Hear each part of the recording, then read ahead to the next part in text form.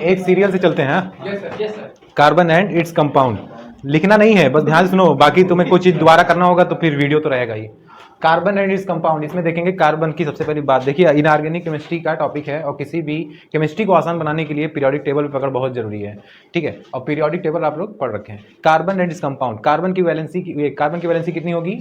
+4, carbon की valency +4, atomic number 6, atomic number 6, P block का element है और नॉन मेटल होता है, ठीक है। अब इसकी बात करें covalent bonding in carbon compounds, इसमें होता है, और कोवेलेंट बॉन्ड वो होता है जो कि by the sharing of electron से बनता है। कोवेलेंट बॉन्ड वो होता है जो by the sharing of electron से बनेगा, उसे क्या बोलेंगे? कोवेलेंट बॉन्ड, ठीक है। वैलेंसी कार्बन की 4 होगी, 4 बॉन्ड बनाने में कैपेबल होगा ये, ठीक है। इसके बहुत सारे लुईस डॉट स्ट्रक्चर वगैरह पूछते हैं, तो उसमें हम लोगों को सिंपली हमें वैलेंसी सबकी पता रहेगी और हम लोग सिंपली क्या कर लेंगे? बॉन्ड बना लेंगे, बॉन्ड को ब्रेक करके और इलेक्ट्रॉन के फॉर्म में दिखा देंगे, ठीक है। सबको ध्यान ही होगा लुईस डॉट स्ट्रक्चर, ये ध्यान है ना?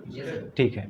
फिर बात करें व्हाट इज वैलेंसी, तो वैलेंसी क्या होता है? एबिलिटी होती है किसी भी एलिमेंट की बाइंडिंग की, कि कोई भी एलिमेंट कितने बॉन्ड बना सकता है, वो एबिलिटी एलिमेंट्स की क्या कहलाती है? वैलेंसी। वैलेंसी का सबसे अच्छा तरीका क्या है कि सिंपली हम पीरियोडिक टेबल में लेफ्ट टू राइट जब भी मूव करेंगे, मतलब एस से पी ब्लॉक की ओर, मतलब फर्स्ट से 18 की ओर, तो सबसे पहले फर्स्ट ग्रुप में +1, +2, फिर +3, +4, -3, -2, -1, लास्ट में 0, ठीक है। डी ब्लॉक में वैलेंसी वेरी करते हैं और एस और पी ब्लॉक में हम लोग +1 से लेकर के +4 तक जाएंगे, फिर -3, -2, -1 और 0, ठीक है। मोर इलेक्ट्रोनेगेटिव कौन से रहेंगे? फ्लोरीन वाले फैमिली रहते हैं, फ्लोरीन, क्लोरीन, ब्रोमीन, आयोडीन। अच्छा, एक बार पीरियोडिक टेबल को देख लें तो सबसे पहले एस ब्लॉक में 2 ग्रुप रहेगा। पहला ग्रुप है hydrogen, lithium, sodium, potassium, rubidium, caesium, francium. दूसरा beryllium, magnesium, calcium, strontium, barium, radium. तीसरा boron, aluminium, gallium, indium, थैल्मियम।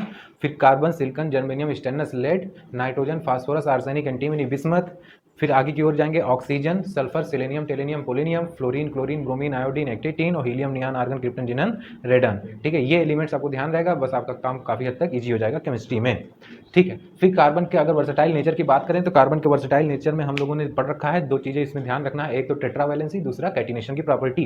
Catenation की प्रॉपर्टी का मतलब होता है कोई भी कार्बन की चेन कितनी लंबी चेन बनाती चली जाए, इसी को क्या बोलते हैं? कैटिनेशन की प्रॉपर्टी बोलते हैं। कार्बन की जो टेंडेंसी होती है वो लॉन्गेस्ट चेन बनाने में कैपेबल होता है, ठीक है। कई सारे कार्बन आपस में लगते चले जाते हैं, फैट्स हो गया, है ना, बहुत सारे ऐसे एसिड्स होते हैं जिसमें कई सारे कार्बन आपस में लगे रहते हैं। आप पेट्रोल की बात करिए, डीजल देखिए, ग्लिसरीन देखिए, इन सब में कई सारे कार्बन लगे रहते हैं, चारकोल वगैरह में।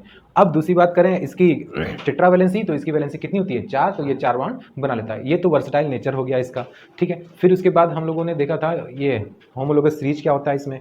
तो होमोलोगस सीरीज का मतलब क्या था कि सेम तरह का ग्रुप रहेगा, कार्बन का नंबर वेरी करेगा, केमिकल प्रॉपर्टी सेम रहेगा, फिजिकल प्रॉपर्टी डिफरेंट रहेगा। हमें क्या याद रखना है? सेम ग्रुप रहेगा, कार्बन का नंबर चेंज करेगा, केमिकल प्रॉपर्टी क्या रहेगी? सेम रहेगी, और फिजिकल प्रॉपर्टी डिफरेंट। अगर भूलते हो तो ध्यान रखना, जब ग्रुप सेम है तो इसका मतलब कि वो उसकी केमिकल प्रॉपर्टी सेम ही होगी। अगर ग्रुप मान लो एल्कोहल है तो एल्कोहल ही होगा, 2 कार्बन का, 3 कार्बन का, 4 कार्बन का, लेकिन ग्रुप तो एल्कोहल ही होगा ना, तो केमिकल प्रॉपर्टी क्या होगी उसकी? सेम। लेकिन अगर कार्बन वेरी करेगा तो फिजिकल प्रॉपर्टी अलग हो जाएगा। 4 कार्बन का अगर एल्कोहल है तो उसकी फिजिकल प्रॉपर्टी अलग है, 10 कार्बन का अलग, कोई किसी टेम्परेचर पे बॉयल करेगा कि कोई किसी टेम्परेचर पे बॉयल करेगा, तो फिजिकल प्रॉपर्टी क्या हो गया? अलग, केमिकल प्रॉपर्टी सेम, ग्रुप क्या रहेगा? सेम, चेंज क्या होगा? कार्बन का नंबर, होमोलोगस सीरीज कहलाएगा। फिर एलोट्रॉप्स ऑफ कार्बन की बात करें तो एलोट्रॉप्स ऑफ कार्बन 3 होते हैं, कौन कौन से? डायमंड, ग्रेफाइट और फुलरीन। सबसे ज्यादा इंपॉर्टेंट कौन सा इसमें? ग्रेफाइट। ग्रेफाइट सबसे ज्यादा इंपॉर्टेंट है, ठीक है। जब भी आएगा हम इसके बारे में 6-7 पॉइंट लिखेंगे और डायग्राम जरूर बनाएंगे, आधा नंबर तो डायग्राम पे ही मिलेगा, 2 नंबर में चांसेस होते हैं आने के, ज्यादा चांस है ग्रेफाइट का, बाकी पढ़ के तीनों जाने हैं, ठीक है। फुलरीन वाले में बर्गमिस्टर फुलरीन ने डिस्कवर किया था, बकीबार भी बोलते हैं, बकी ट्यूब बोलते हैं। फुटबॉल शेप स्ट्रक्चर होता है, कार्बन 60 भी बोला जाता है इसको, हेक्सागोनल और पेंटागोनल स्ट्रक्चर्स होते हैं इसमें, ठीक है। ये सारी चीजें इसमें देख लिए थे। अब अगर हम बहुत छोटी छोटी टॉपिक्स देखें, आइसोटोप, आइसोबार, तो क्या होता है? आइसोटोप का मतलब क्या होता था? जो उसमें आइसोटोप में एटॉमिक नंबर क्या रहेगा? सेम रहेगा, इसका मतलब एलिमेंट क्या रहेगा? सेम रहेगा, और एटॉमिक मास डिफरेंट रहेगा। और आइसोबार में जस्ट अपोजिट कर देंगे, इसका मतलब क्या रहेगा? एटॉमिक नंबर अलग, atomic mass same. Atomic isotope का एग्जाम्पल अगर हम बोलें तो कार्बन 12 एंड कार्बन 14, अगर आइसोबार का एग्जाम्पल बोलें तो उसके लिए हम लोग पोटेशियम और कैल्शियम को लिखेंगे, ठीक है। उसका मास कितना हो जाएगा? 40, जबकि एटॉमिक नंबर क्या है? 19 एंड 20, ठीक है। तो याद रखने का तरीका क्या था? आइसोटोप में आया टोप, टोप मतलब टॉप, टॉप मतलब टो, मतलब टो, और टो होता है नीचे, तो नीचे की चीजें क्या रहेंगी? सेम। आइसोबार, बार मतलब बाल, बाल होता है ऊपर, इसका मतलब ऊपर की चीजें क्या रहेंगी? सेम रहेंगी। आइसोटोप, आइसोबार में कंफ्यूजन नहीं होगा। ये सारी बात हो गई थी। अच्छा, अब इसमें बात करें IUPAC की, तो IUPAC बहुत ज़्यादा लंबा चौड़ा नहीं पढ़ना है, लेकिन हमने तो सब पढ़ा दिया है लगभग लगभग, लेकिन आप लोग इजीली कर सकते हैं, 1 से 2 नंबर में आएगा, इससे ज़्यादा नहीं आएगा। लेकिन IUPAC से ये फायदा होता है कि अगर केमिस्ट्री का कोई क्वेश्चन वो स्ट्रक्चर बना के नहीं दिया, सीधा नाम दे दिया, तो तुम IUPAC से उसका स्ट्रक्चर बना सकते हो, या फिर अगर स्ट्रक्चर बना दिया तो तुम नाम लिख सकते हो। अदरवाइज IUPAC डायरेक्टली पूछा तो IUPAC नेम लिख सकते हो। तो IUPAC में हमको क्या क्या ध्यान रखना है, सबसे पहले तो हमें ये टास्क देखना है कि हम लोग हमेशा नंबरिंग उधर से करेंगे जिधर से ग्रुप पास में हो। दूसरी बात, नंबरिंग हम जब भी करेंगे ज़्यादा से ज़्यादा कार्बन को नंबर देंगे। तीसरी बात, हम लोग लॉन्गेस्ट चेन बनाएंगे, ज़्यादा से ज़्यादा कार्बन को नंबर देंगे, ठीक है। और हमारा चेन जो है वो ब्रेक नहीं होना चाहिए। जो सफिक्स में आएगा कार्बन, जो साथ साथ आ जाएगा उसको सफिक्स में भेज देंगे, और जो साथ में नहीं आएगा, पड़ोसी हो जाएगा, उसको प्रीफिक्स में भेज देंगे। सफिक्स और प्रीफिक्स तरह हम हैंडल करेंगे। अगर ग्रुप इसमें लग गया, ग्रुप में भी सफिक्स में भी प्रीफिक्स, तो हमने तो सारा पढ़ा रखा है, लेकिन आपको 2 चीज़ों पे प्रैक्टिस करना है। कौन कौन सा? एल्कोहल वाले पे और एसिड वाले पे। एल्कोहल और एसिड, ठीक है। अगर एल्कोहल सफिक्स में जाता है तो ऑल लिखेंगे, प्रीफिक्स में जाएगा तो हाइड्रोक्सी लिखेंगे, और एसिड अगर सफिक्स में जाता है तो उसमें ओइक एसिड लिखेंगे, और प्रीफिक्स में जाएगा तो कार्बोक्सी लिखेंगे। इसके अलावा अगर फ्लोरीन, क्लोरीन, ब्रोमीन, आयोडीन लिखा होगा तो फ्लोरो, क्लोरो, ब्रोमो, आयोडो लिखेंगे। और अगर कार्बन सफिक्स में है तो वो फिर मेथेन, इथेन, प्रोपेन वगैरह चलेगा। और अगर कोई कार्बन जा रहा है प्रीफिक्स में तो उसमें YL लगाएंगे, मिथाइल, इथाइल, प्रोपाइल, ये सारी चीज़ें देख लिए थे। फिर उसमें हम लोग आइसोमर की बात करेंगे। आइसोमर बहुत आसान, पढ़ाया सब कुछ है, लेकिन पूछा सिर्फ 2 ही जाएगा, चेन और पोजीशन। आइसोमर का डिफिनेशन बहुत same, 2 or more than 2 compound that have same molecular weight but different molecular structure. Same molecular weight हो, डिफरेंट मॉलिक्यूलर स्ट्रक्चर हो, क्या कहलाएगा? आइसोटोप कहलाएगा। इस प्रोसेस को आइसोमेरिज्म बोलते हैं। इसके अलावा हमने पढ़ाया सब कुछ है, लेकिन 2 चीज़ें सिर्फ देखना है, कौन कौन सा? चेन और position. Chain isomer, 2 or more than 2 compound that have same number of chain but different structure, ठीक है। और पोजीशन आइसोमर में हम लोग same molecular mass but different number of chain, ठीक है। और पोजीशन आइसोमर बात करेंगे तो उसमें क्या हो जाएगा? Same molecular mass but different position of group का पोजीशन क्या हो जाएगा? चेंज हो जाएगा, ठीक है। ये सारी चीजें इस वाले चैप्टर में हम लोग देखेंगे। कोवेलेंट बॉन्ड भी, वर्सटाइल नेचर भी, होमोलोगस सीरीज भी, IUPAC भी, आइसोमर सब हो गया।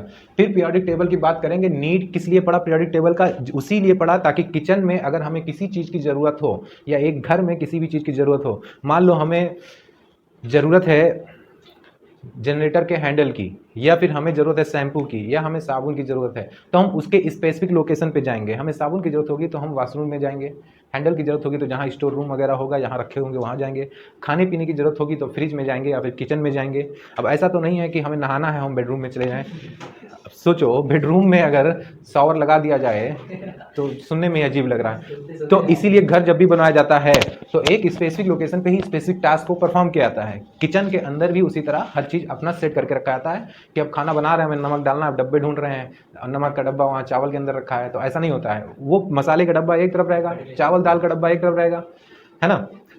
धुले हुए बर्तन एक तरफ रहेंगे, साफ बर्तन एक तरफ रहेंगे, ठीक। तो उसी तरह इतने सारे एलिमेंट्स नए नए डिस्कवर होते जा रहे थे, तो उनको ज़रूरत पड़ी कि एक स्पेसिफिक तरीके से उनको ढंग से अरेंज करके रखा जाए, ताकि उनके बारे में जब भी हमें पढ़ना हो तो सबको अलग अलग ना पढ़ें, हम किसी एक को पढ़ें और बाकी सारे के बारे में जान जाएं। तो ऐसा कैसे पॉसिबल है? तो वो इस तरह पॉसिबल है जैसे 5 लोग हैं, 5 लोग लगभग एक ही कैटेगरी के हैं, ठीक है। हमने उनको स्पेसिफाइड कर दिया कि 5 लोग एक कैटेगरी के हैं, तो किसी एक के बारे में आप पता करोगे, 5 के बारे में पता चल जाएगा। तो इसीलिए एलिमेंट्स की ये पीरियोडिक टेबल की रिक्वायरमेंट पड़ी, ताकि जो सिमिलर टाइप्स के एलिमेंट्स हैं उनको एक साथ ग्रुप में रख दिया जाए, ताकि जब भी हमें स्टडी करनी हो तो हमें प्रॉब्लम फेस ना करना पड़े। हम एक एलिमेंट की स्टडी करें और लगभग उससे रिलेटेड सारे एलिमेंट्स के बारे में नॉलेज हो जाए, ठीक है। तो इसीलिए इसकी ज़रूरत पड़ी। लेकिन क्या पीरियोडिक टेबल फिक्स्ड है, जो बना है वही चलेगा? ऐसा नहीं है, बहुत time to time periodic table जो है वो चेंज होते चलेंगे, ठीक है।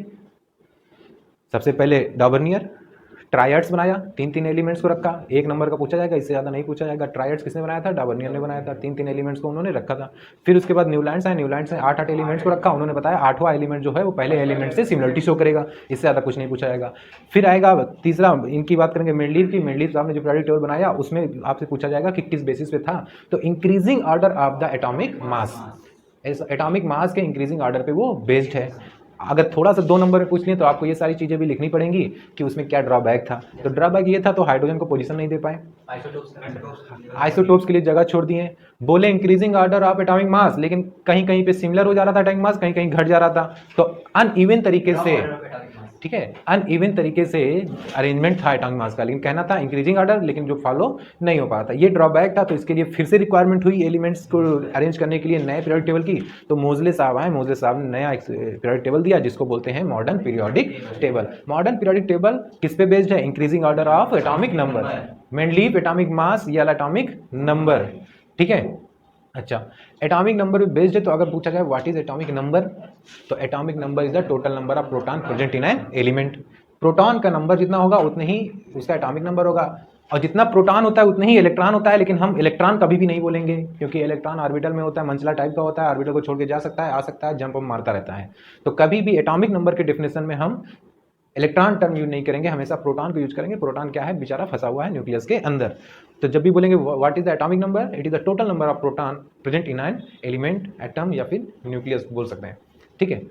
लेकिन प्रोटॉन जितना होता है न्यूक्लियस के अंदर उतने ही इलेक्ट्रॉन ऑर्बिटल्स में होते हैं, बाहर जो ऑर्बिटल्स होते हैं उसमें इलेक्ट्रॉन्स उतने होते हैं, ठीक। तो मेनली जो मोजले साहब ने बनाया मॉडर्न पीरियोडिक टेबल, उसमें उन्होंने क्या क्या किया?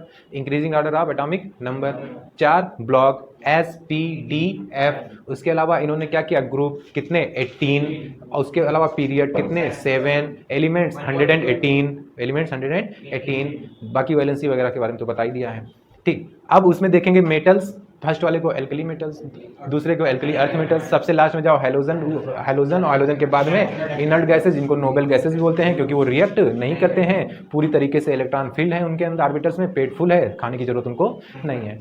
किसी का पेट फुल है तो उनको कहो खा लो, खा लो तो खाएंगे? नहीं खाएंगे। बहुत जिद करोगे तो थोड़ा खाएंगे। उसी तरह एलिमेंट्स भी होते हैं जीरो ग्रुप वाले, ऐसे नहीं खाएंगे। बहुत ज़्यादा प्रेशराइज कर दोगे, जब बहुत ज़्यादा हाई टेम्परेचर एंड प्रेशर पे अगर जिद कर लिए कि नहीं खा लो, तब थोड़ा सा रिएक्ट कर जाएंगे, अदरवाइज जल्दी रिएक्ट नहीं करेंगे, इनर्ट गैस होते हैं। फिर इसके अलावा इस चैप्टर से पूछा जा सकता है कि व्हाट इज आयोनाइजेशन एनर्जी, तो it is the minimum energy required to extract an electron from the outermost subshell. Outermost subshell से इलेक्ट्रॉन को निकालने में खर्च की गई एनर्जी क्या कहलाएगी? आयोनाइजेशन एनर्जी कहलाएगी, ठीक है। बाकी अगर इसमें और कुछ पूछता है, एटॉमिक मास, एटॉमिक नंबर, तो ये सारी चीज़ें लिख लोगे, इसमें कुछ चीज़ बच नहीं रहा है। तो न्यूलैंड्स हो गए, ये सारी चीज़ें हो गए, वैलेंसी भी हो गया है, valency ability of elements, bonding ability, फिर ये सारी चीज़ें ग्रे। अच्छा, ग्रेडेशन इन प्रॉपर्टीज में देखेंगे, when we move from left to right in periodic table then size decrease and further increase, hydrogen तक घटेगा और नोबेल गैस में बढ़ेगा। और when we move from top to bottom when size increases, तो ऊपर से नीचे जाएंगे साइज बढ़ेगा, लेफ्ट टू राइट जाएंगे साइज घटेगा। और इसके अलावा कुछ भी पूछेगा हम साइज से रिलेट कराएंगे, हमने पूरा लिखा रखा है। Size ionization energy inversely relation, मतलब जिसका साइज ज़्यादा आयोनाइजेशन एनर्जी उसका कम, ठीक है। ये सारी चीज़ें हो गई। अच्छा, फिर metallic and non metallic property, ये सारी बात हो गई। मेटालिक प्रॉपर्टी इलेक्ट्रोपॉजिटिव होते हैं, नॉन मेटल जो होते हैं इलेक्ट्रोनेगेटिव होते हैं। फर्स्ट और सेकंड एक एलिमेंट जो होते हैं वो हाईली इलेक्ट्रोपॉजिटिव एलिमेंट्स होते हैं, फर्स्ट ग्रुप वाले और सेकंड वाले। बाकी उधर के पी ब्लॉक में जो हैं वो सब क्या है? फोन फैमिली, फ्लोरीन, ऑक्सीजन और नाइट्रोजन फैमिली क्या है? इलेक्ट्रोनेगेटिव है, ठीक है। अब हम ये अगले चैप्टर में जाएंगे, how to organism reproduce, reproduction in animals and plants की बात करेंगे, सेक्सुअल एसेक्सुअल। तो अगर हम बात करें what is sexual reproduction, what is asexual reproduction, तो दोनों में डिफरेंस पूछा जा सकता है 2-3 नंबर में। तो एसेक्सुअल रिप्रोडक्शन, सेक्सुअल रिप्रोडक्शन की बात करें, asexual single parent capable to produce offspring, एक ही पेरेंट से हो जाता है। माइटोसिस मियोसिस दोनों की जरूरत है नहीं, खाली माइटोसिस से काम चलेगा। यहाँ पे एवोल्यूशन वेरिएशन होगा नहीं, क्योंकि नया कोई जीन आने वाला है नहीं, होगा तो खाली एक तरीके से हो सकता है, वो क्या है? Mutation. Mutation, what is mutation? Random change in gene sequence is called mutation. अचानक से जीन में कोई चेंजमेंट आ जाए, फिजिकल, केमिकल और बायोलॉजिकल तरीके से, किसी वायरस, बैक्टीरिया, पैथोजेंस की वजह से आ जाए, या फिर किसी केमिकल की वजह से आ जाए, या फिर अल्ट्रावायलेट रे या एक्स रेज या गामा रेज, यूवी रेज, इन सब चीज़ों से आ जाए, तो इसको क्या बोल देंगे? म्यूटेशन। जीन में अचानक से चेंज आ जाए तो म्यूटेशन। अगर धीरे धीरे जीन में चेंजमेंट आ रहा है तो वो वेरिएशन है, एवोल्यूशन है, जो कि सेक्सुअल रिप्रोडक्शन में होगा। तो सेक्सुअल रिप्रोडक्शन में अब बात करें तो वहाँ पे 2 पेरेंट्स, गैमीट्स बनेंगे, मेल फीमेल बनेंगे, ह्यूमन में स्पर्म ओवम बनेगा, वहाँ पे फर्टिलाइजेशन होगा, वहाँ पे वेरिएशन होगा, वहाँ पे एवोल्यूशन होगा, ठीक है। माइटोसिस मियोसिस दोनों होंगे, पूरे बॉडी में माइटोसिस होगा, पूरे बॉडी में माइटोसिस होगा, और गैमीट के फॉर्मेशन में माइटोसिस मियोसिस दोनों होगा, ठीक है। क्रोमोसोम की बात करें, थ्रेड लाइक स्ट्रक्चर होते हैं, न्यूक्लियस के अंदर प्रेजेंट होते हैं, इसके ऊपर डीएनए होता है, और जीन को कैरी करते हैं कौन? डीएनए कैरी करेंगे पेरेंट से प्रोजेनी में, ठीक है। ये बात हुई। अब एसेक्सुअल रिप्रोडक्शन कैसे कैसे हो सकते हैं, तो कई सारे फार्मूले हैं। राजा जी बुलबुल आगे बारात लाएं, वहाँ से कवर हो गया। फिर उसके बाद चंदपाल बेटर हैं गेल से, चले जाओ, वो भी हो गया। फिर हाई साई बडी, इससे भी हो गया। 2 फार्मूला था इसका, साई बडी और फिर हाई इज बडी, ठीक है, दोनों से पूरा कवर हो जाएगा। कुछ बचते हैं जैसे कि रीजनरेशन किस में होगा, प्लेनेरिया में सो रहा है। रीजनरेशन किस में होगा, प्लेन एरिया में होगा। रीजनरेशन किस में होगा, प्लेन एरिया में होगा। इसके अलावा वाटर यहाँ सिंध में ऑफसेट, वाटर यहाँ सिंध में ऑफसेट। अच्छा, पोटैटो आलू आई बर्ड्स, पोटैटो में आई बर्ड्स, ठीक है। जो एक्स्ट्रा थे वो अलग से बता दिए, बाइनरी फिजन और मल्टीपल फिजन, ये इसमें हो जाएगा, क्या बोलते हैं, अमीबा में, ठीक है, इसमें हो जाएगा। फिर इसके अलावा आगे बढ़ेंगे तो रिप्रोडक्टिव हेल्थ का मतलब क्या होता है भैया, हेल्थ का मतलब होता है फिजिकली, मेंटली और सोशली फिट होना। और रिप्रोडक्टिव लग गया तो रिप्रोडक्टिव भी हम फिट अगर हैं तो हम लोग क्या कहलाएंगे, रिप्रोडक्टिव हेल्थ हमारा अच्छा है। तो रिप्रोडक्टिव हेल्थ में ये चीज़ आ जाएगा। फिर needs and method of family planning, evolution, वो पॉपुलेशन इतना ज़्यादा बढ़ रहा है कि फैमिली प्लानिंग की जरूरत पड़ गई है, क्योंकि ऐसे पॉपुलेशन बढ़ता जाएगा तो हर चीज़ महंगी होती जाएंगी। उसका एक बहुत बुरा परिणाम निकल के आएगा, ड्रॉबैक बहुत ज़्यादा रहेगा। चीज़ें महंगी होगी, आपस में लड़ाई झगड़ा होगा, रहने के लिए घर ही नहीं रह जाएगा, पेड़ों की कटाई होगी, है ना, ज़मीन ही रह जाएगा, सोर्सेज कम होते चले जाएंगे, सोर्सेज कम होंगे तो भूखमरी होगा, लोग मरेंगे। ये सारी चीज़ें बहुत सी प्रॉब्लम फेस करनी पड़ेंगी, इसलिए ज़रूरी है फैमिली प्लानिंग करना। अब फैमिली प्लानिंग में क्या क्या आता है कि कम से कम बच्चे भी किए जाएँ, 1 से 2 बच्चे किए जाएँ, और बहुत सारे मेथड्स होते हैं जिनसे इसको रोका जाता है। जैसे कि एक तो नेचुरल मेथड हो गया, दूसरा जो फिजिकल मेथड था, और तीसरा हो गया सर्जिकल मेथड, ट्यूबेक्टॉमी, वेसेक्टॉमी, यहाँ से क्वेश्चन आएगा।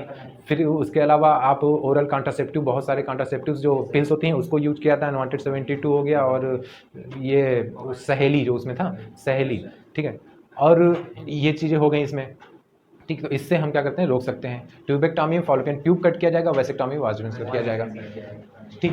फिर उसके बाद जाएंगे आगे की तरफ, कहाँ गया, हाँ, अच्छा, बीमारी कौन सी होती है, सबसे खतरनाक बीमारी तो एड्स है, एक्वायर्ड इम्यूनो डेफिशिएंसी सिंड्रोम, और जिस वायरस से होता है उसको बोलते हैं ह्यूमन इम्यूनो वायरस बोलते हैं, ठीक है, ह्यूमन इम्यूनो वायरस बोलते हैं। वायरस के किस ग्रुप से बिलोंग करता है ये, तो रिट्रो वायरस से बिलोंग करता है, विट्रो वायरस है। जैसे सार्स को सेकेंड बिलोंग करता है कोरोना ग्रुप से, उसी तरह HIV वायरस जो बिलोंग करता है वो रिट्रो वायरस से करता है। Acquired immuno deficiency syndrome, human immuno virus. इसके टेस्ट के लिए जो यूज किया था उसको बोलते हैं एलाइजा एंजाइम लिंक इम्यूनोसार्वेंट एस्से। फिर इसके बारे में सारा सब प्रोसेस बता रखा है कि इससे खतरनाक क्यों होता है, इलाज क्यों नहीं होता है, क्योंकि हेल्पर टी सेल मर जाता है इसमें, हेल्पर टी सेल खत्म हो जाएगा, इम्यूनिटी कमजोर होने लगी, कोई बीमारी लगेगी तो सही नहीं होगा। जो इसके बचान, फिर कैसे बच सकते हैं इसका क्योर क्या क्या है, तो इसका क्योर वही है जिस चीज़ को हम अवॉइड कर सकते हैं।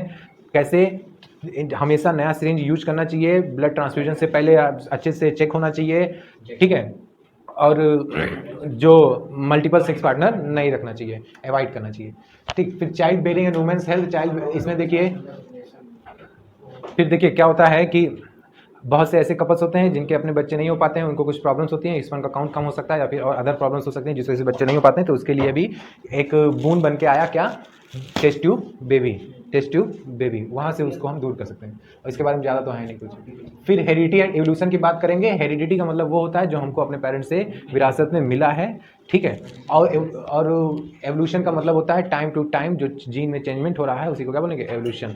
इनहेरिटेंस का मतलब होता है process by which characters are transfer from parents to progeny, ठीक है। मेंडल्स ने पी प्लांट पे काम किया, ऑस्ट्रिया के रहने वाले थे, ग्रेगर जॉन मेंडल था, नीग्रो आदमी थे, ये एक फादर थे यहाँ पे, क्या बोलते, ठीक है, और वहीं पे वो जो पादरी थे, वहीं पे जो वो थोड़ा सा यार्ड पड़ा हुआ था, बैक यार्ड, वहीं पे उन्होंने अपने एक्सपेरिमेंट को परफॉर्म किया था। उन्होंने पी प्लांट को चूज़ किया था। पूछा जाता है पी प्लांट को क्यों चूज़ किया था। पी प्लांट को इन्होंने चूज़ किया इसलिए क्योंकि शॉर्ट टाइम होता है, कैरेक्टर अच्छे से अपीयर होते हैं और इजिली ग्रो करा सकते हैं, शॉर्ट लाइफ स्पेन होता है, इस वजह से इसको चूज़ किया गया था। और कैरेक्टर्स इन्होंने कितने 7 किए, 7 कैरेक्टर्स को चूज़ किए। फिर इनके लॉ कितने थे, 3 लॉ थे मेंडल्फ के, first second third law. First law बोलता है लॉ ऑफ डोमिनेंस, दूसरा है लॉ ऑफ सेग्रीगेशन, तीसरा है law of independent assignment. Segregation में 2 है, इनकम्प्लीट डोमिनेंस एंड को डोमिनेंस, ठीक है। लॉ ऑफ डोमिनेंस में हम बात करेंगे टॉल एंड डॉट प्लांट की, को डोमिनेंस में बात करेंगे ये रेड एंड व्हाइट फ्लावर की, और इनकम्प्लीट डोमिनेंस में बात करेंगे हम एवीओ ब्लड ग्रुपिंग की, और डबल वाले में हम लोग बात करेंगे वो राउंड येलो और रिंकल्ड ग्रीन की। ज्यादा नंबर में आपसे पूछा जाएगा कौन सा, डाई हाइब्रिड क्रॉस पूछा जाएगा, लॉ ऑफ इंडिपेंडेंट असाइनमेंट, ठीक है। अगर सेक्स डिटर्मिनेशन की बात करें इन ह्यूमन में, तो सेक्स डिटर्मिनेशन जो होता है कोई जानबूझ कर नहीं होता है, रैंडम होता है हमेशा। अगर मेल में हमेशा एक्स क्रोमोसोम होते हैं, फीमेल में XY होता है, तो मेल से जब भी गैमीट बनेंगे तो या तो X बनेगा या तो Y बनेगा, या दोनों तरह के बनेंगे, और फीमेल में तो हमेशा X ही बनेगा। अब इनका गैमीट में से कोई X और फीमेल का भी X, दोनों गैमीट मिल गए, गाइगोट बन गया, एम्ब्रियो बनेगा, X मिला तो फीमेल का फॉर्मेशन। यहाँ से वाई, इनका एक्स, तो मेल का फॉर्मेशन, तो फीमेल का तो हमेशा एक्स ही है, मेल का एक्स और वाई दोनों है। तो डिटरमाइन एक्चुअल में अगर देखा जाए तो मेल का स्पर्म जो है, मेल का गैमीट जो है वो डिटरमाइन कर रहा है कि मेल पैदा होगा या फिर फीमेल, ठीक है। तो इसको सेक्स डिटरमिनेशन इन ह्यूमन बोल दिए, ठीक है। ये सारी बातें हो गई। अच्छा, फिर उसके बाद हमने बात किया था थोड़ा सा एवोल्यूशन के बारे में। टाइम के साथ साथ जो चेंजमेंट होता है उसी को क्या बोलते हैं, एवोल्यूशन बोलते हैं। एवोल्यूशन का होना बहुत जरूरी है। फिर थोड़ा सा हमने कहा था आउट ऑफ सिलेबस है, लेकिन देख लेना जहाँ पे हमने उसकी बात की थी, होमोलोगस, डाइवर्जेंट, एनालोगस, कन्वर्जेंट का। होमोलोगस का मतलब हो गया ओरिजिन सेम, वर्ग अलग, और एनालोगस का मतलब हो गया कि डिफरेंट ओरिजिन और सेम वर्ग। जैसे हमारा हाथ, टाइगर का आगे का पैर, वेल मछली का फिन्स जिससे वो तैरते हैं, और बैट का पंख जिससे वो उड़ते हैं। ओरिजिन क्या है, सेम, काम अलग अलग। हम खाने का यूज करते हैं, चीता जो है, टाइगर जो है चलने का यूज करता है, बैट उड़ने का करता है, वेल तैरने का करता है। उसी तरह एनालोगस की बात करें तो बटरफ्लाई का जो विंग्स होता है उसकी ओरिजिन अलग होती है, और बर्ड्स की विंग्स की ओरिजिन अलग होती है, लेकिन दोनों यूज किस लिए कर रहे हैं, सेम पर्पस के लिए, उड़ने के लिए करते हैं, फ्लाइंग के लिए करते हैं। फिर अगले चैप्टर में जाएंगे इलेक्ट्रिसिटी, मेन चैप्टर यही है, ज्यादा क्वेश्चन यहीं से आएंगे। सबसे पहले Ohm's law, if physical parameters are constant then flow of electric current is directly proportional to the voltage applied in it. किसी भी कंडक्टर का फिजिकल कैरेक्टर को, फिजिकल पैरामीटर को कांस्टेंट कर दो, मतलब ये कि कोई एक तार है, उस तार में हम करंट को पास करा रहे हैं, लेकिन करंट पास होने से उस तार के डायमीटर में, एरिया में, लेंथ में, टेम्परेचर पे कोई फर्क नहीं पड़ेगा, तो उसमें करंट उतनी ही तेजी से फ्लो होगा जितनी तेजी से इधर वोल्टेज की सप्लाई दी जाएगी। जब ज्यादा वोल्टेज आता है तो ज्यादा तेजी से करंट फ्लो होता है, तो पंखा भी देखो भन बना के बिल्कुल ना। कम वोल्टेज आता है, कम इलेक्ट्रिक करंट का फ्लो होता है, क्योंकि वोल्टेज का काम है करंट को धक्का देना। इलेक्ट्रिक करंट को धक्का देने का काम किसका है, वोल्टेज का। तो इलेक्ट्रिक करंट की बात करें क्या होता है, तो इलेक्ट्रिक करंट क्या है, rate of flow of charge, I is equal to Q upon T, ampere unit होता है इसका, ठीक है। फिर रेजिस्टेंस की बात करें तो रेजिस्टेंस वही जस्ट लाइक ब्रेकर जो कि फ्लो ऑफ करंट को रोकने का काम करता है। रेजिस्टिविटी प्रॉपर्टी होती है किसी भी मटेरियल की कि कितना वो किसी भी रोक पाएगा इलेक्ट्रिक करंट के फ्लो को, ठीक है। फिर factors on which the resistance of a conductor depends, किस पे डिपेंड करेंगे, तो वही रेजिस्टिविटी वाला हम लोग फार्मूला देखेंगे, R is equal to rho L by A. Resistance is equal to resistivity length upon area of cross section, R is equal to rho L by A. R is directly proportional to resistivity, R is directly proportional to length, R is inversely proportional to area of cross section। मतलब length जितना बढ़ाओगे resistance उतना ज्यादा हो जाएगा, area cross section जितना बढ़ाओगे resistance उतना कम हो जाएगा। एरिया आता होता है पाई आर स्क्वायर, मतलब रेडियस अगर बढ़ाओगे तो रेजिस्टेंस कम होगा, और रेडियस भी लिंक होता है डायमीटर से, डायमीटर अगर बढ़ाओगे तो रेजिस्टेंस कम होगा। चाहे वो डायमीटर बोले, चाहे रेजिस्टेंस पूछे, या फिर एरिया ही बोल दे, कम ही होगा। कल क्वेश्चन कराया था 1/4 आया था आंसर, ठीक है। इस पर डिपेंड करेगा वो। फिर उसके बाद नया topic field due to current, कहाँ गया, सीरीज और ये, तो इसका डेरिवेशन अगर आएगा तो लॉन्ग आंसर में ही आएगा, अदरवाइज नहीं आएगा। तो ठीक है, कॉम्बिनेशन जो होते हैं दो तरह से हो सकते हैं रजिस्टर के, सीरीज और पैरेलल। अगर सीरीज कॉम्बिनेशन होगा तो सीरीज कॉम्बिनेशन में वोल्टेज जो होता है वो क्या हो जाएगा, डिवाइड हो जाएगा। बस इतना ही हमें याद रखना, डेरिवेशन अपने आप होगा। वोल्टेज डिवाइड मतलब टोटल वोल्टेज जो था बाकी डिवाइड होने वालों को जोड़ लो एक तरफ, टोटल को लिख दो एक तरफ, मतलब V is equal to V1 V2 V3 V4 dash dash dash जितने भी हों। फिर ओम्स लॉ, IR और खत्म। लास्ट में क्या आ जाएगा, R is equal to R1 plus R2 plus R3 dash dash dash. और अगर ये कैसा हो पैरेलल, तो पैरेलल में वोल्टेज तो डिवाइड होता नहीं है, क्योंकि घरों में भी कैसा कॉम्बिनेशन होता है, पैरेलल, वोल्टेज डिवाइड नहीं होता है, तभी तो सारे पंखे बल्ब वगैरह सब अच्छे से चलते हैं। अगर डिवाइड होता तो अच्छे से परफॉर्म नहीं कर पाते। तो पैरेलल है तो वोल्टेज डिवाइड नहीं हो रहा, तो डिवाइड कौन हो रहा है, करंट डिवाइड हो रहा है। तो इस बार पूरा करंट किसके बराबर होगा, थोड़े थोड़े जो करंट है, मतलब I is equal to I1 I2 I3 I4 dash dash dash. फिर से ओम्स लॉ अप्लाई करेंगे, I की वैल्यू लिखेंगे V upon R R R, और उसके बाद सॉल्व करेंगे 1 upon R total is equal to 1 upon R1 1 upon R2 1 upon R3 dash dash dash. यहाँ से क्वेश्चन, यहाँ से न्यूमेरिकल आएगा, एक न्यूमेरिकल आपका यहाँ से, एक न्यूमेरिकल आपका वहाँ से, ज्यादा चांस है आने का, ठीक है। तो यहाँ से न्यूमेरिकल के चांस कहाँ कहाँ से होंगे अभी बता दे रहे हैं हम। तो एक न्यूमेरिकल तो सीरीज पैरेलल कॉम्बिनेशन से, एक न्यूमेरिकल यहाँ से। फिर उसके बाद बात करें heating effect of electric current, तो जाहिर सी बात है जब किसी वायर से बहुत देर तक करंट का फ्लो होता है तो वो वायर जो होता है वो हीट कर जाता है। तो इसका यूज कहाँ कहाँ पे करते हैं, अच्छा ठंडी के दिनों में देखो प्रेस वगैरह करते होगे, तो जब प्रेस उठाते हो तब देखो उसका वायर जो होता है बहुत अकड़ा हुआ होता है, लेकिन थोड़ी देर जब प्रेस कर लेते हो तो वायर बिल्कुल नॉर्मल सा हो जाता है, क्योंकि जब करंट का फ्लो होता है तो वो हीट अप हो जाता है, ठीक है। तो अब इस चीज को यूज कैसे कर सकते हैं हम डेली लाइफ में, तो heating effect of electric current, मतलब इलेक्ट्रिक करंट की वजह से जो हीट पैदा हो रहा है उस हीट को यूज करना है तो प्रेस में यूज करते हैं। इलेक्ट्रिक करंट देते हैं, हीट होता है, कपड़ा प्रेस करते हैं, हीटर में, बॉयलर में यूज करेंगे, गीजर में यूज करेंगे, टोस्टर में यूज करेंगे, तो बहुत सारी ऐसी चीजें हैं, ओवन वगैरह में भी इसका यूज करते हैं, मतलब जहां जहां भी हीट हम लोग यूज करते हैं। ठीक, फिर उसके बाद इसके एप्लीकेशन भी बता दिया। इलेक्ट्रिक पावर, पावर के देखो 3 फार्मूले बनते हैं, इजीली हम लोग बना सकते हैं, खाली याद एक ही रखना है, P equal to V into I, P equal to V into I. उसके बाद हमको ओम्स लॉ मालूम है, V equal to I into R, यहाँ पुट करेंगे, और उसके बाद हमको ये भी मालूम है कि I होता है V अपान आर, तो यहाँ पे पुट कर लेंगे, पुट कर करके हम तीनों फार्मूले इजीली बना सकते हैं। हमें वही फार्मूला अप्लाई करना है क्वेश्चन में जो डेटा गिवन होगा। अगर डेटा आई वी गिवन है तो हम लोग ऐसे ही फार्मूला लगा देंगे, आर के फॉर्म में होगा तो आर वाला फॉर्म में लगाएंगे, जैसा क्वेश्चन वैसा हमारा फार्मूला, हमें रटना नहीं है, हमें खाली बस पीवीआई पता होना चाहिए, बस पीवीआई। क्लियर है ना? कोई दिक्कत नहीं। फिर इधर relation between PVI and R, वही चीज बोल रहा है वो, ठीक है, पीवीआई आर के बीच में कैसे कैसे रिलेशन बन सकते हैं, उसी को ओम्स लॉ को ओपन करके करेंगे, करता चला जाएगा। अब एक क्वेश्चन यहाँ से देखिए न्यूमेरिकल वाला बता रहे हैं, एक क्वेश्चन यहाँ का न्यूमेरिकल, दूसरा सीरीज पैरेलल का न्यूमेरिकल, तीसरा बिजली के बिल का न्यूमेरिकल, और चौथा हीट वाला न्यूमेरिकल। 4 न्यूमेरिकल में से 2 कंफर्म आने ही आने हैं, और 4 ही तरह के न्यूमेरिकल बन सकते हैं, और प्रैक्टिस तो बहुत कर रखे हो, ठीक है। 4 में से 2 न्यूमेरिकल्स आने हैं, इतना कंफर्म है।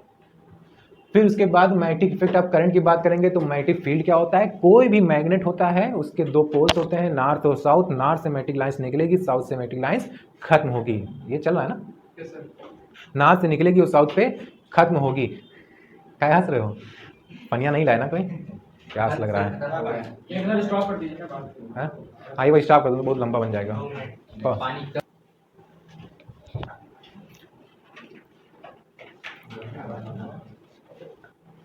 अब पसीना निकलने लगा, पानी पी लिए, पसीना निकलने, इधर नहीं हवा आता है, तुम लोग को आता है, ये तो सो रहा है। नहीं सर सो नहीं, हाँ ऐसे ही पिछली बार रिवीजन करा रहे थे तो कोई लड़का नींद में था, लब था शायद, हाँ वही था शायद, लग उसके लग को आगे चलता है।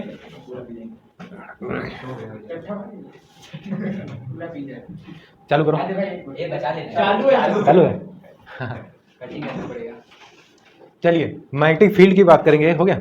मैग्नेटिक फील्ड की बात करेंगे तो सबसे पहले मैग्नेट देखेंगे, मैग्नेट में 2 पोल होते हैं, north and south pole, north से नॉर्थ, नॉर्थ से निकलना, नॉर्थ से पोल से मैग्नेटिक लाइन से निकलेगी as far south, as far समाना, और जाके साउथ पोल पे समा जाएगी। पोल जो होते हैं वो हमेशा जस्ट इनसाइड द एंड होते हैं, हमेशा एंड पे नहीं होते हैं। जहां पे पोल होंगे मैग्नेटिक फील्ड सबसे ज्यादा वहीं पे होगा, मैग्नेटिक फोर्स सबसे ज्यादा वहीं पर होगा, ठीक है। मैग्नेटिक लाइंस हमेशा एक सर्कुलर पाथ बनाती हैं, जबकि electric field non circular path बनाती हैं। Magnetic is north to south रहेगा, आउटसाइड द मैग्नेट, और inside the magnet south to north रहेगा। ये मैग्नेटिक फील्ड के बारे में हो गया। होता क्या है magnetic field, a field in which other ferromagnetic material experienced a force is called magnetic field. किसी भी मैग्नेटिक फील्ड के किसी भी मैग्नेटिक फील्ड मतलब मैग्नेट के चारों ओर जो मैग्नेट है, मैग्नेटिक फील्ड है, उसमें किसी भी फेरोमैग्नेटिक मटेरियल को ले जाओगे उसके ऊपर धक्का मुक्की लगेगा, क्योंकि वो आप उसके फील्ड में पहुंच चुके हैं। रिप्रेजेंट करते हैं इसको थ्रू द लाइंस, ठीक है। अच्छा, फिर फील्ड लाइंस हो गया। Field due to current carrying conductor, current carrying conductor का मतलब जैसे ये कोई वायर है, इसमें से करंट का फ्लो हो रहा है, तो जब इसमें से करंट का फ्लो होगा तो अपने चारों ओर एक फील्ड बनाएगा, ठीक है।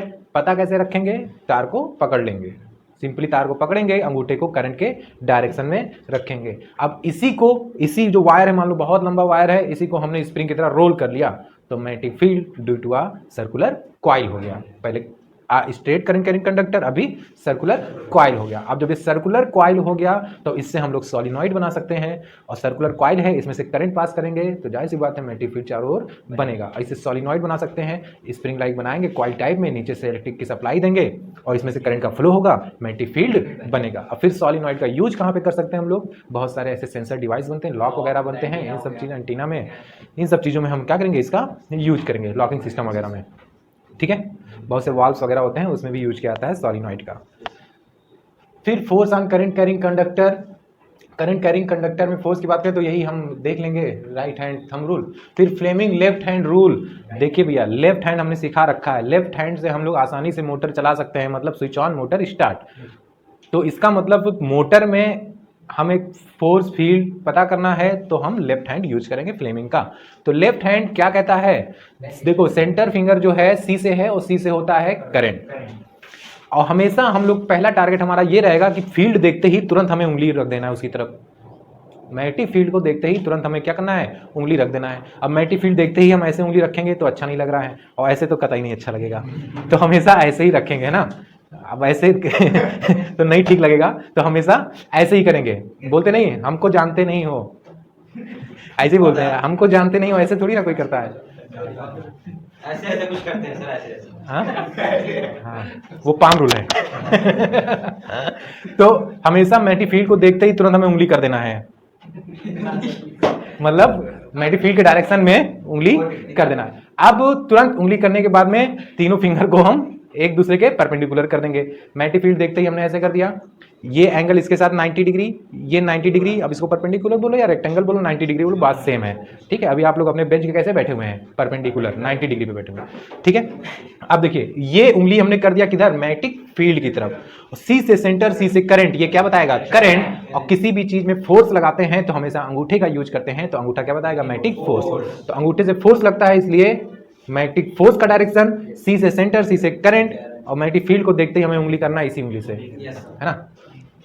फिर फ्लेमिंग लेफ्ट हैंड रूल में यही चीज हम अप्लाई करेंगे लेफ्ट हैंड में। करंट, हाँ ये मेरा लेफ्ट है ना, नहीं राइट, सुनो मेरी बात, ये मेरा लेफ्ट है, बात मत करो।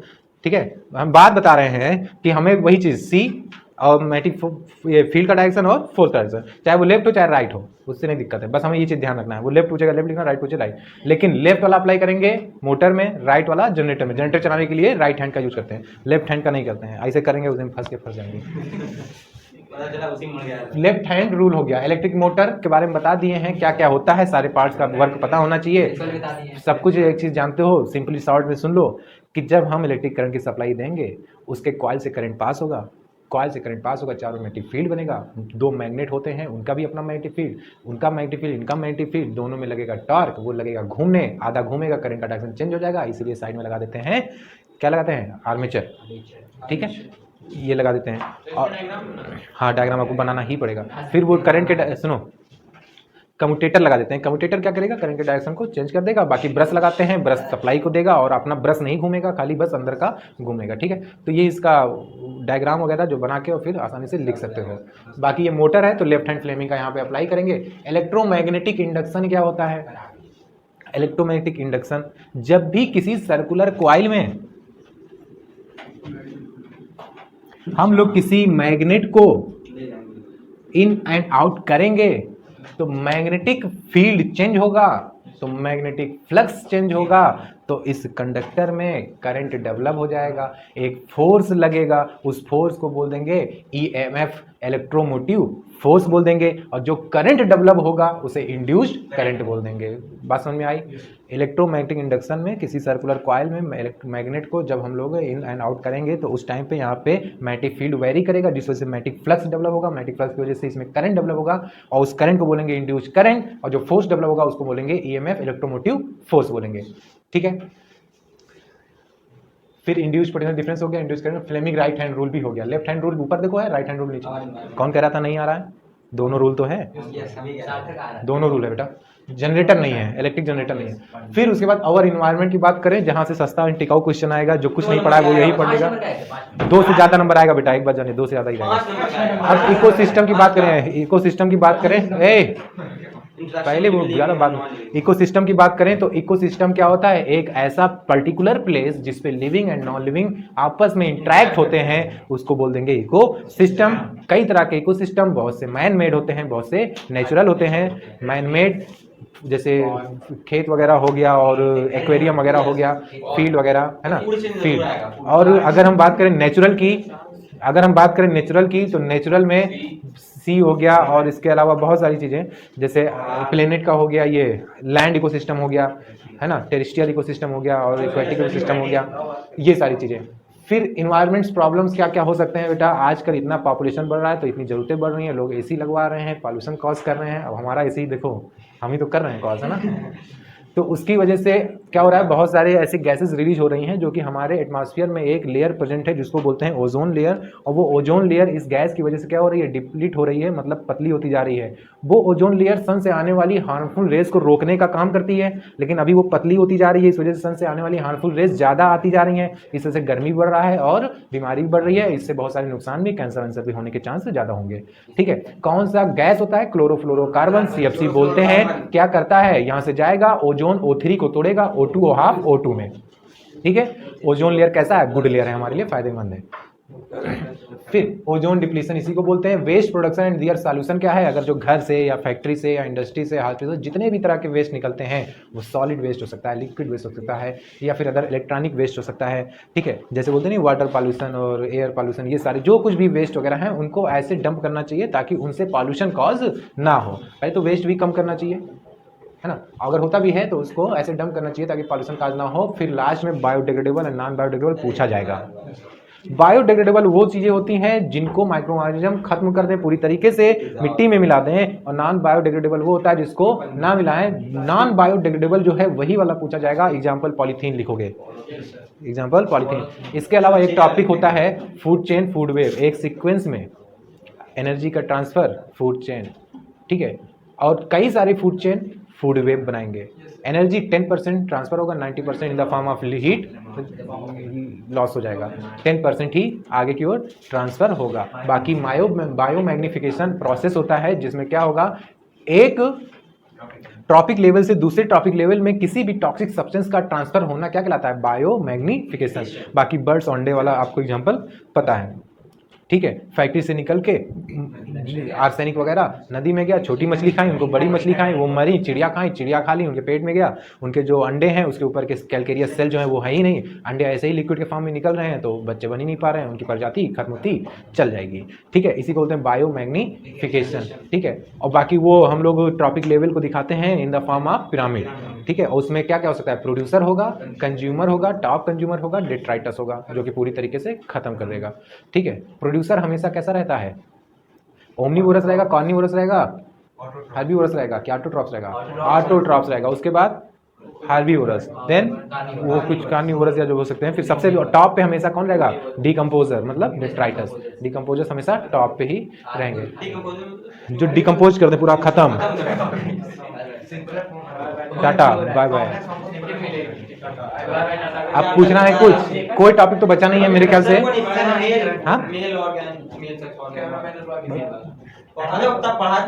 अच्छा अच्छा, ये रिप्रोडक्शन वाले में, अच्छा अच्छा अच्छा। स्पर्म के फॉर्मेशन सुन लो, सुनो, स्पर्म के फॉर्मेशन को स्पर्मेटोजेनेसिस, ओवम के फॉर्मेशन को ओजेनेसिस। स्पर्म का फॉर्मेशन मेल में होगा, ओवम का फॉर्मेशन फीमेल में होगा। स्पर्म का फॉर्मेशन टेस्टिस में होता है। टेस्टिस वन पेयर होता है, आउटसाइड द बॉडी होता है, पेल्विस रीजन पे होता है, बिलो एब्डोमेन होता है, और टेम्परेचर 2 से 2.5 डिग्री सेल्सियस कम होता है। किसके रेस्पेक्ट में, बॉडी के रेस्पेक्ट में, क्योंकि उसी टेम्परेचर पे ही स्पर्म का फॉर्मेशन हो पाएगा। ठीक है, हाँ, अब ओवम का फॉर्मेशन होगा ओवरी के अंदर, और ओवरी का जो फीमेल रिप्रोडक्टिव सिस्टम जो है वो ज़्यादा इंपॉर्टेंट है, उसका स्ट्रक्चर का प्रैक्टिस कर लेना।